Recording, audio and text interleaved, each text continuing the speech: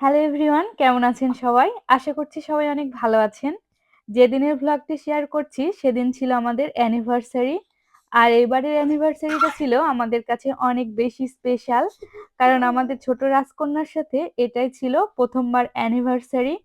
আগে সবসময় ২ জন মিলে কেক কেটে সেলিব্রেশন করতাম। এবার আমরা ৩ জন। তো দিনটি আমার কাছে খুবই আনন্দের এবং খুশির ছিল। তো যাই হোক, তখন আমার মেয়ের বয়স ছিল মাত্র ২৫ দিন। আমিও খুব একটা সুস্থ ছিলাম না।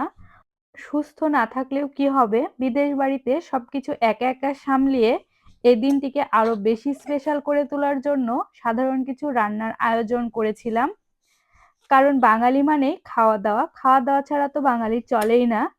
এইজন্য এখানে করেছিলাম সরিষা ইলিশ, পোলাও, খাসির মাংস, ডিমের কোরমা, সালাদ, বেগুন ভাজি। এভাবেই আমরা এবারের অ্যানিভার্সারিটা আমাদের ঘরোয়া পরিবেশের মাধ্যম দিয়ে পালন করি। তো আমাদের জন্য সবাই আশীর্বাদ করবেন। আর আমার মেয়েটার জন্য সবাই বেশি, বেশি করে আশীর্বাদ করবেন, ভালোবাসা দিবেন।